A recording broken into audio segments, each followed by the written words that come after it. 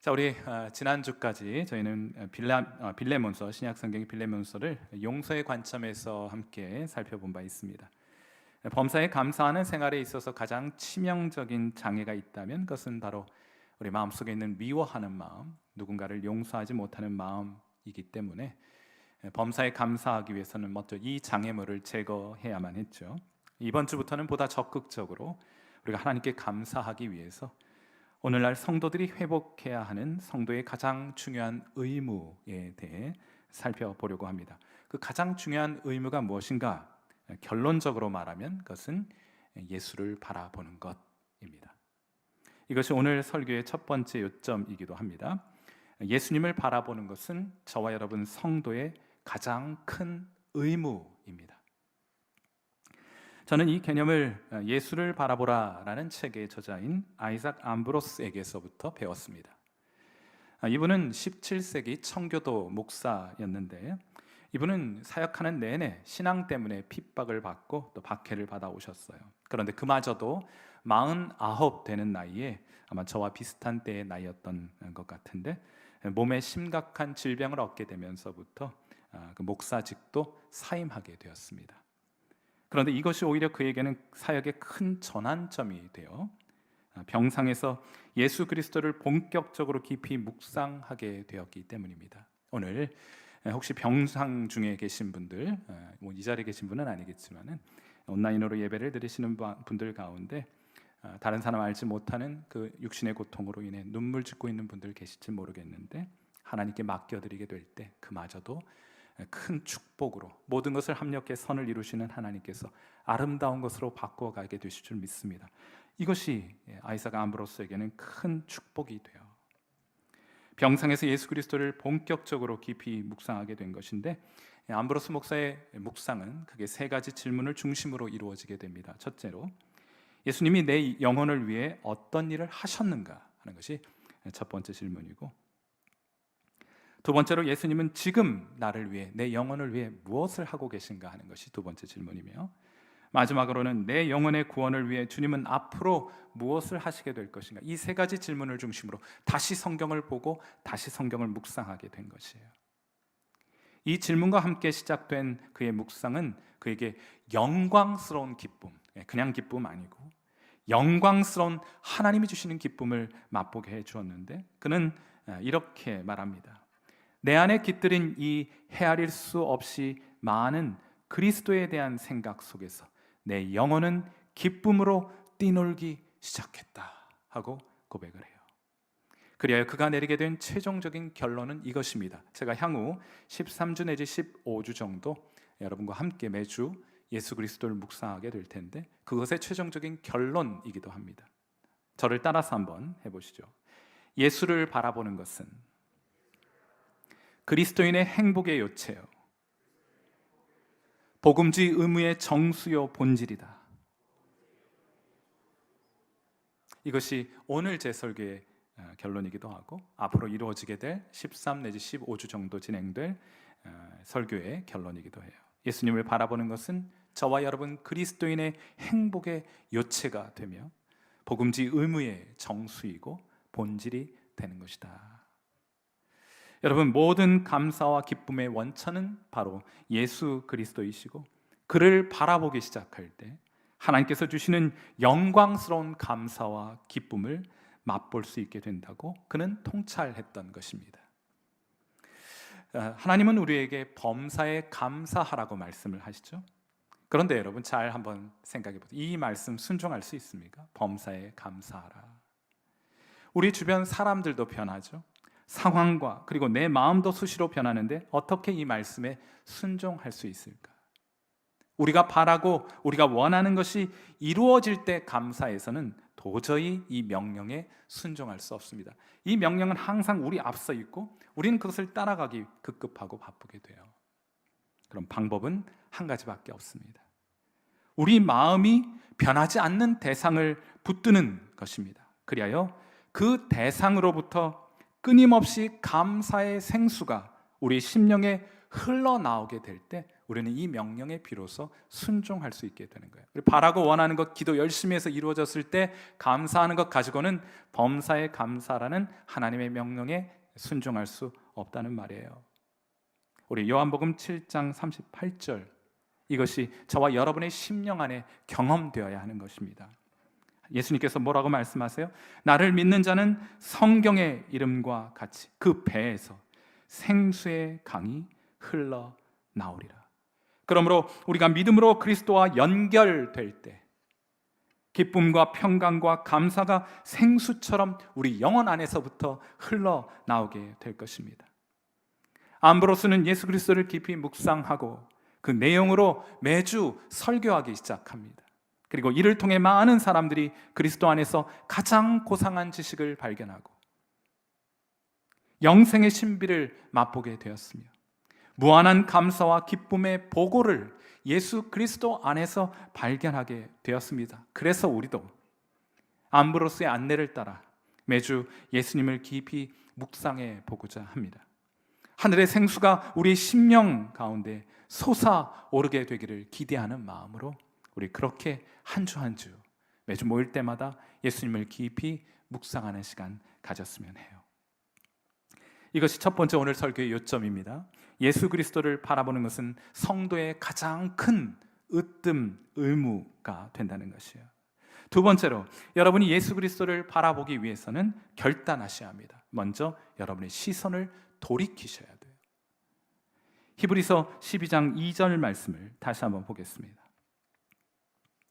믿음의 주여 또 온전하게 하시는 이인 예수를 바라보자. 그는 그 앞에 있는 기쁨을 위하여 십자가를 참으사 부끄러움을 개의치 아니하시더니 하나님 보좌 우편에 앉으셨느니라. 여기 예수를 바라보자라는 표현은 헬라어로 아포라오라는 동사가 사용이 되었는데 합성어예요. 아포라는 전치사와 호라오 보다는 동사와 또 뒤쪽에 보면 에이스라는 전치사가 사용이 되어 있어요. 그러니까 영어로 말하자면 from, see, to 이렇게 되어 있는데 어디에서부터 여러분이 시선을 거두어서 누군가 다른 무엇인가를 주목하고 바라본다라는 뜻을 나타낼 때 사용하는 아주 독특한 동사이죠. 게다가 이 동사는 현재 분사형으로 사용이 되었는데 무슨 말인가 하면 그 일이 여러분이 뭔가 시선을 거두어서 예수님을 바라보는 일이 한 번만으로 충분한 것이 아니라 날마다 매일같이 매 순간마다 그것이 이루어져야 함을 강조해 주는 표현이 바로 오늘 본문에 사용된 동사입니다. 여러분 창세기 가운데 하나님께서 소돔성을 멸하기로 작정을 하셨죠. 소돔성이 하늘에서 쏟아지는 불로 멸망을 당할 때 롯과 그의 가족은 소돔성 떠나기를 주저해요. 그들은 지체합니다. 떠나고 싶지 않았던 모양이에요. 그러자 천사가 그들의 손을 잡아 끌어내면서 멸망당할 소돔성으로부터 그들을 바깥쪽으로 인도하게 됩니다. 그리고 하는 말이 이제 이 롯과 그의 가족들의 심성을 아니까 천사가 하는 말이 이제부터 뒤를 돌아보지 말고 오직 앞만 보고 달려가라, 도망가라, 재앙을 피하라, 멸망당함을 피하라 하고 말하게 됩니다. 잠시 후 하나님은 유황과 불을 소돔과 고모라 성에 쏟아 부으십니다. 물론 롯과 그의 가족들은 앞만 보고 앞을 향해 달려가게 됩니다. 그런데 도중에 이런 일이 일어나게 돼요. 창세기 19장 26절 말씀입니다. 이 말씀은 예수님께서 제자들에게 경고하시면서 항상 기억하라고 말씀해 주신 말씀이기도 합니다. 창세기 19장 26절 말씀 같이 한번 읽겠습니다. 시작.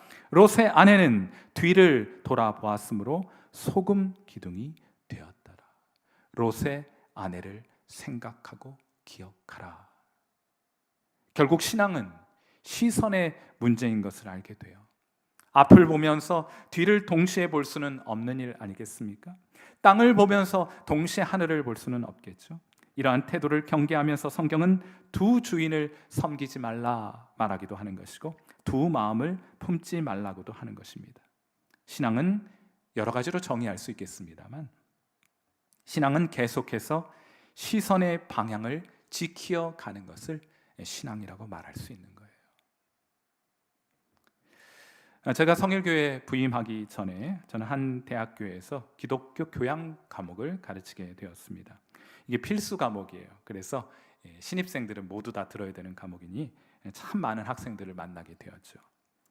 그런데 강의 첫 시간에 강의실에 들어가 보면 학기 말에 A+ 받게 될 학생들 대충은 알아챌 수 있습니다. 어떻게 그것이 가능한가? 여러분들 해보시면 금방 할 수 있어요. 어떻게 하면 알 수 있는가? 어떤 학생들은 시선이 항상 교수에게 집중되어 있습니다. 물론 다른 곳에 시선이 갈 때도 있습니다만, 그러나 다시금 교수와 눈을 마주칩니다. 항상 교수를 주목해보는 학생들이 있어요. 그런데 어떤 학생들은 강의실에 들어오자마자 시선의 방향이 다릅니다. 강의실에 앉자마자 시선이 다른 곳을 향하게 됩니다. 과 친구가 뭘 입고 왔나? 옆 친구 화장은 잘 먹었나? 카톡은 뭐 온 게 없나? 창밖에 누가 지나가나? 여러분 생각하시기에는 누가 좋은 성적을 받을 것이라고 생각하십니까? 보나 마나예요, 그거는. 시선이 교수에게 집중되어 있는 학생들이 실제로 좋은 성적을 받더라고요. 그리고 교수도 성적을 매길 때 시선 마주친 학생들의 이름과 얼굴이 떠오르게 되는 것이, 어떻게든 좋은 점수 줄 수 있는 방법을 찾게 되는 것입니다. 그런데 공부만 그런 건 아니고 신앙도 마찬가지입니다. 결국엔 시선의 문제예요. 여러분의 마음의 시선이 어디를 향해 있는가 하는 것이 여러분이 질 좋은 신앙을 가지고 있는지 그렇지 않은지를 결정하게 되는 것입니다. 제가 우리 교인들과 기독교 고전을 조금씩 계속 읽어가고 있는데, 나중에 꼭 한번 같이 읽고 싶은 책 한 권 있는데, 참회록, 어거스틴이 쓴 참회록입니다. 이 어거스틴은 아주 신앙이 좋은 모니카라는 신앙 좋은 어머니의 슬하에서 자라나게 됩니다. 그래서인지 그도 참된 신앙을 가지고 싶어 하기는 했어요. 어머니처럼 경건한 삶을 살아가고자 하는 마음을 가지고 있었습니다. 하지만 동시에 그는 세상도 무척이나 사랑했습니다. 세상의 쾌락을 간절히 원했고 포기할 수 없었습니다. 하지만 이 둘을 동시에 누리는 것이 가능하지 않다는 것을 알게 되면서부터 그에게는 깊은 내적인 갈등이 시작이 돼요. 여러분, 자녀들 가운데 이런 갈등을 경험하고 있는 자녀들이 있습니다. 아니라면 조만간 여러분의 자녀들도 이러한 갈등을 경험하게 될 것이에요. 그런데 그의 책 참회록에 보면 그 갈등이 얼마나 깊었던지 이렇게 울부짖으면서 하나님 앞에 기도하는 장면이 등장합니다. 하나님, 언제입니까? 내일입니까? 왜 지금은 안 되는 것입니까? 왜 지금 바로 내 불결한 삶을 끝낼 수는 없는 것입니까? 하나님, 제가 언제 주를 만날 수 있습니까? 하고 간절히 한 정원 앞에 있는 무화과나무라고 기록이 되어 있는데, 그 무화과나무인지 정확하지는 알 수 없습니다만 그 나무 아래에서 울부짖는 장면이 등장합니다. 바로 그때 담장 너머에서 어린 아이들의 노랫소리가 들려오는 거예요. 톨레레게 집어서 펼쳐 읽어라, 집어서 읽어라, 이런 뜻이에요. 그는 이 음성을, 아이들의 노랫소리를 듣고 그것을 하나님의 음성으로 인식합니다. 그래서 성경을 펼쳐 첫눈에 들어오는 구절을 읽으라는 하나님의 음성으로 이해하게 된 거예요. 뭐냐면 이거예요. 이거 아시죠? 이거. 그래서 첫 번째 내 눈에 띄는 것을 하나님의 말씀으로, 나를 향한 하나님의 음성으로 알아듣고자 하는 마음을 가지고 그는 방으로 들어가 서재에서 자기의 성경책을 펼치게 됩니다. 그때 그의 눈에 들어온 첫 성경 구절이 무엇인가 하면 로마서 13장 13절과 14절이었어요. 자, 한번 자막을 보십시오. 낮에와 같이 단정히 행하고 방탕하거나 술 취하지 말며 음란하거나 호색하지 말며 다투거나 시기하지 말고 오직 주 예수 그리스도로 옷 입고 정욕을 위하여 육신의 일을 도모하지 말라 하고 하나님이 말씀하시는 주의 음성을 그가 듣습니다. 그는 이렇게 당시의 상황을 회상하며 고백합니다. 내가 그 구절의 마지막 단어를 읽는 순간 환한 빛이 내 마음에 쏟아져 들어왔고 내 안에 모든 의심의 어둠은 완전히 사라져 버렸다 하고 고백하게 됩니다. 어거스틴의 마음의 시선이, 그의 영혼의 시선이 이 세상의 즐거움에서부터 돌이켜 그 이후로 영원히 예수 그리스도께 고정되는 순간이었던 것이에요. 사랑하는 귀한 성도 여러분, 오늘 이 예배의 자리 가운데 이런 시선의 돌이킴의 은혜와 결단이 여러분 모두에게 있게 되기를 주님의 이름으로 축원해 드립니다. 돌이키셔야 돼요. 예수님을 바라보는 것은 성도의 가장 큰 의무입니다. 이를 위해서 여러분 마음의 시선을 돌이키셔야 돼요. 그것이 두 번째 요점이었습니다. 셋째로 예수 그리스도께 여러분의 시선을 고정시켜야 합니다. 예수 그리스도를 바라보는 것은 육신의 정욕, 안목의 정욕, 이생의 자랑에서부터 돌이켜 영원한 기쁨과 감사와 사랑의 원천이 되는 예수 그리스도께 여러분의 마음의 시선을 고정하는 것입니다.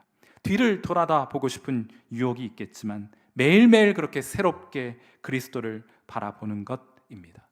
제가 이제 예수님을 바라보아야 한다 이렇게 했는데, 그럼 구체적으로 예수님을 바라본다는 것은 어떤 의미를 갖는 것이냐? 두 가지가 의미가 있습니다. 첫째로 여러분은 육안으로 예수 그리스도를 바라보게 될 것이에요. 자, 요한 1서 3장 2절 말씀 함께 보겠습니다.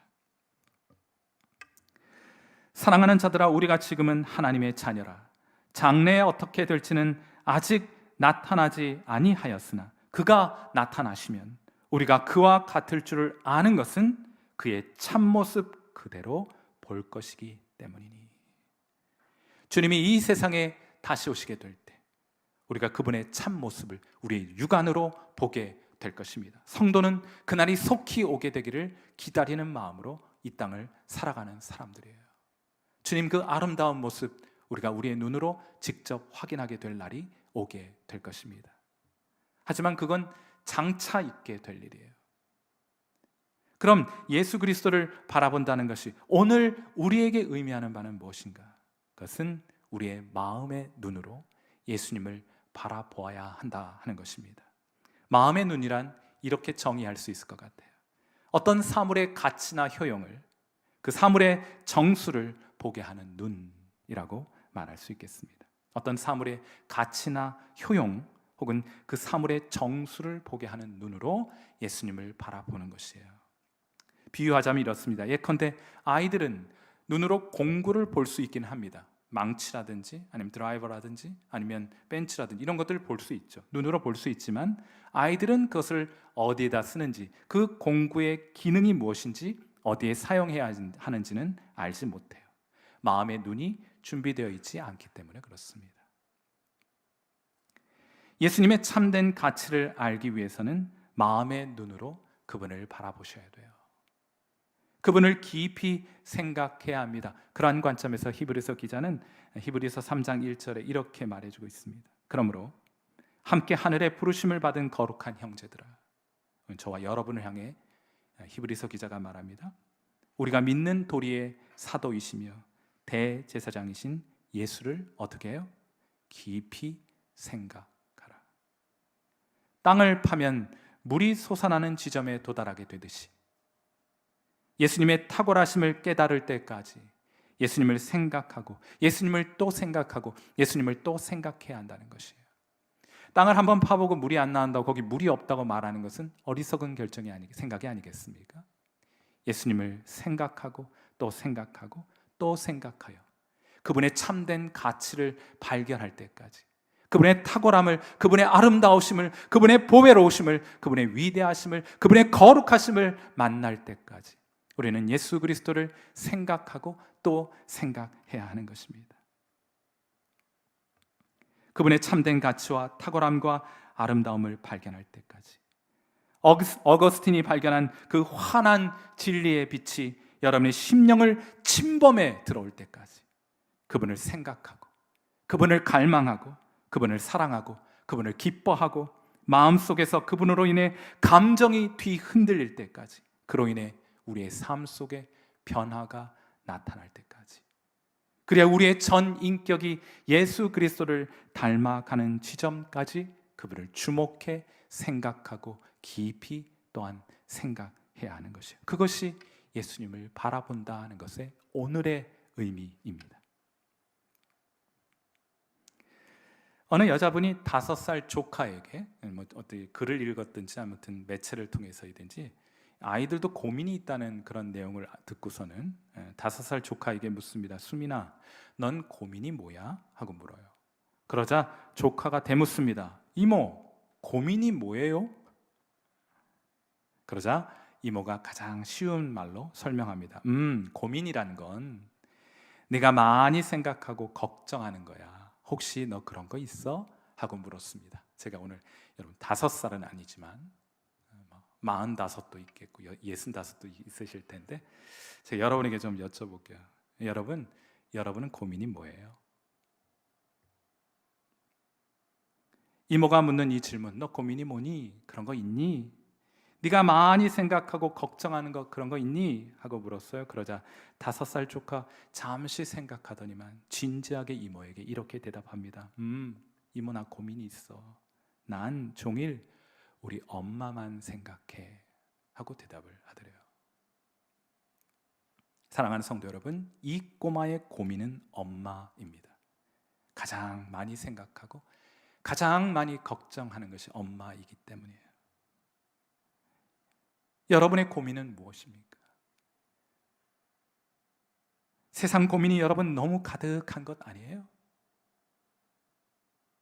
사랑하는 귀한 성도 여러분, 오늘 이 자리에서 예배를 드리거나 혹은 온라인상에서 예배를 드리는 분, 여러분 마음속에 예수 고민으로 가득하게 되시기를 주님의 이름으로 축원해 드립니다. 우리는 세상 고민이 너무 많아요. 성도의 가장 큰 의무는 예수 그리스도를 바라보는 것입니다. 이를 위해 시선을 돌이켜야 하는 것이고 시선을 그리스도께 고정시켜야 하는 것이에요. 마지막으로 여러분은 그 과정을 통하여 예수 그리스도를 깊이 생각하고 바라보는 것을 통해 예수 그리스도를 깊이 만나야 합니다. 여러분 신앙생활 그 외에 다른 것으로 대리품으로 만족하지 마세요. 여러분 예수 그리스도를 깊이 묵상하는 것을 통해 예수님을 만나는 것 그 외에 다른 모든 것으로 여러분의 신앙을 대신 만족하고 거기에서 충족함을 발견하려고 하지 마십시오. 예수님을 만나셔야 돼요. 날마다 새롭게 만나셔야 합니다. 이 세상으로부터 마음의 시선을 돌이켜 주님을 바라보기 시작할 때 여러분의 마음이 그분의 탁월하심에 끌리기 시작할 때 바로 여러분은 예수님을 만나고 있는 것이에요. 야고보서 4장 8절 말씀입니다. 우리 같이 한번 읽어보도록 합니다. 시작. 하나님을 가까이 하라. 그리하면 너희를 가까이 하시리라.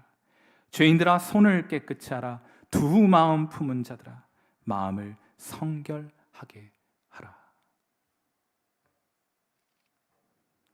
저는 1993년 3월에 예수님을 인격적으로 만나게 되어서 신앙생활을 시작하게 되었습니다. 99년도에 신학교에 들어가서 2002년도 졸업하게 되었는데 2002년도 졸업할 때쯤 제가 신학적으로 매우 혼란을 경험하고 있었어요. 신학교에서 가르쳐주는 것은 제가 이전에 알고 알아왔던 신앙과 너무 다른 것들이었습니다. 고민이 많았고 무작정 이러한 상태로는 제가 사역을 할 수 없겠다 싶어서 무작정 그해 여름 미국 유학길에 오르게 되었습니다. 제가 미국 유학 가서 훌륭한 교수님들을 많이 만나게 되었는데 제가 그분들의 강의를 들으면서 한 가지 어떤 공통점이 있다는 것을 알게 되었어요. 훌륭한 교수님들의 강의를 들으면서 어떤 개념 하나가 강의실에서마다 강조되고 반복되고 있다는 것을 제가 눈치채었어요. 그것이 뭔가? 그것이 바로 영어로 말하면 alien righteousness라는 거예요. 한국말로 말하면 외래적인 의, 바깥쪽에서부터 내게 다가온 그리스도의 의라는 개념이었습니다. 그 개념을 처음 듣고 나서 아무튼 마음속에 품게 되었어요. 그것이 늘 꼬리표처럼 제 마음속에 따라다니기 시작했습니다. alien righteousness. 하루는 일과를 마치고 침대에 누워서 잠을 청하는데 문득 이 개념이 제 마음속에 떠오르게 되었습니다. 그런데 그날은 이 외래적이라는 표현을 무심코 이렇게 한번 생각해 보았어요.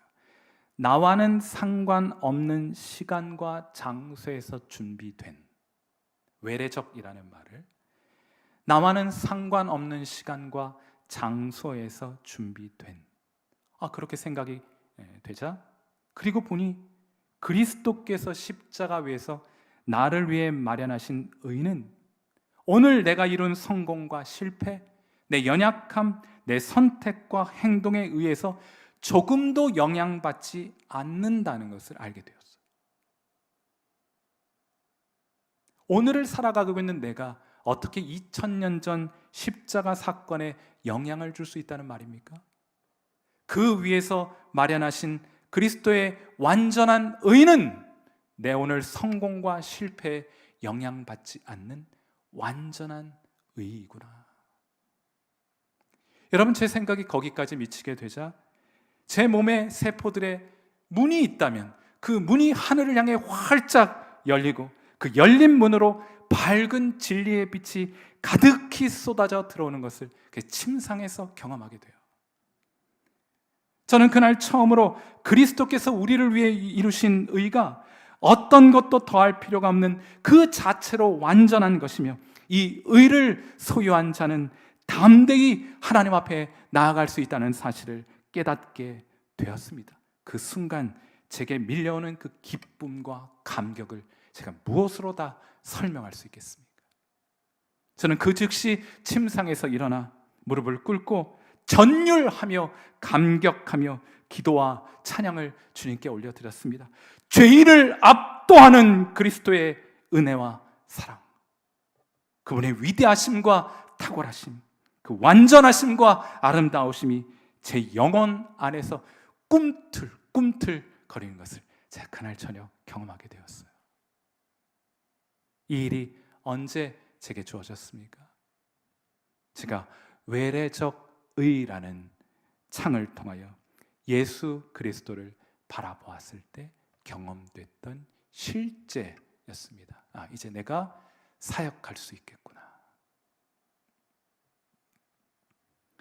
사랑하는 귀한 성도 여러분, 그리스도를 바라봄이 가져다주는 축복이 오늘 이 자리에 함께 하시는, 또 온라인상에서 함께 예배드리시는 여러분의 심령 가운데에도 충만하게 임하게 되기를 주님의 이름으로 축원해 드립니다. 솔로몬에 대한 소문을 듣고 찾아온 스바의 여왕은 그를 직접 만나 보고 난 이후 이렇게 고백합니다. 열왕기상 10장 6절과 7절 말씀입니다. 같이 한번 읽어볼까요? 시작. 왕께 말하되 내가 내 나라에서 당신의 행위와 당신의 지혜에 대하여 들은 소문이 사실이로다. 내가 그 말들을 믿지 아니하였더니 이제 와서 친히 본즉 내게 말한 것은 절반도 못되니 당신의 지혜와 복이 내가 들은 소문보다 더하도다. 여러분, 예수님 믿는 신앙은 여러분의 기대 그 이상입니다. 내가 예수님 만났나? 이건 만난 건가 아닌 건가? 아직 예수님을 만나지 못한 거예요. 그렇게 긴가 민가 할 수 없습니다. 하나님의 은혜는 여러분을 압도하게 될 거예요. 여러분을 압도하는 그리스도의 은혜와 그리스도의 축복이 예수님을 바라보고자 하는 여러분 모두에게 풍성하게 경험되는 은혜가 2021년도 한 해 반드시 있게 되기를 주님의 이름으로 축원하고, 그로 인하여 범사에 감사라는 주님의 명령에 순종하는 한 해가 될 수 있기를 주님의 이름으로 축원해 드립니다. 우리 함께 기도하겠습니다.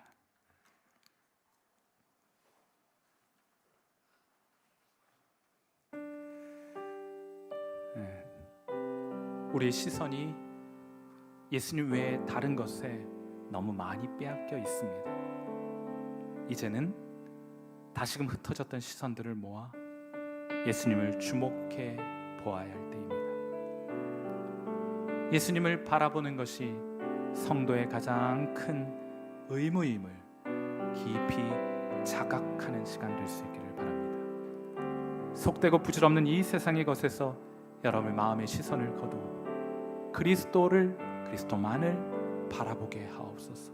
기도하시고, 상황과 환경을 초월하여 우리가 바라보는 그리스도께서 주시는 은혜와 기쁨과 감사가 우리 우리 심령 안에서부터 샘솟듯 솟아나 범사에 감사하는 성도가 될 수 있기를 위하여 우리 이 시간 하나님께 간절히 기도하는 시간 갖도록 합니다.